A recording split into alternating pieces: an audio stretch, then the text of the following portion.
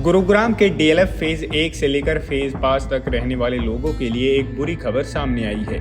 पंजाब और हरियाणा हाईकोर्ट ने गुरुवार को एक अहम मामले में फैसला सुनाते हुए इन इलाकों के करीब 5,000 मकानों को सील करने का आदेश दिया है।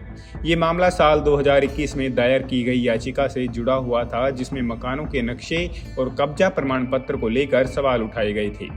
हाईकोर्ट के न्यायमूर्ति सुरेश्वर ठाकुर और विकास सूरी की पीठ ने हरियाणा सरकार को आदेश दिया है कि अगले 2 महीने में उचित नियमों के अनुसार सख्त कार्रवाई की जाए और रिपोर्ट पेश की जाए। इस आदेश के बाद सरकार को 19 अप्रैल तक हाईकोर्ट में अपनी रिपोर्ट सौंपनी होगी। ये फैसला DLF city residents welfare association द्वारा 2019 में दायर की गई याचिका पर सुनवाई के बाद लिया गया। याचिका में आरोप था कि डीएलएफ फेज 3 में नियमों का उल्लंघन करते हुए कई बहुमंजिला इमारतें बनाई गई हैं। इन इमारतों में व्यावसायिक गतिविधियां चल रही हैं, जिससे आसपास रहने वाले लोगों को परेशानी हो रही है। इसके बावजूद नगर और ग्राम नियोजन विभाग की ओर से कोई कार्रवाई नहीं की गई, जिससे स्थानीय लोगों में आक्रोश फैल गया। इस फैसले से पहले डीएलएफ फेज 5 में प्रबंधन और मकान मालिकों के बीच एक विवाद हो चुका था।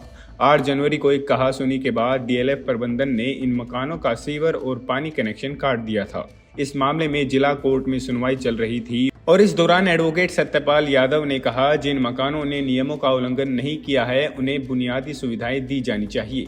पंजाब और हरियाणा हाईकोर्ट ने कहा कि इस मामले का समाधान अगले 2 महीने में किया जाना चाहिए और इस तरह के मामलों को जिला कोर्ट के क्षेत्राधीन से बाहर माना जाएगा।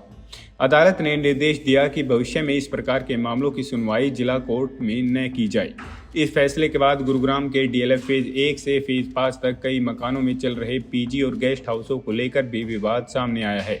अक्सर इन गेस्ट हाउसों में शादियां और पार्टियां होती हैं, जिससे आसपास के लोगों को काफ़ी परेशानी होती है।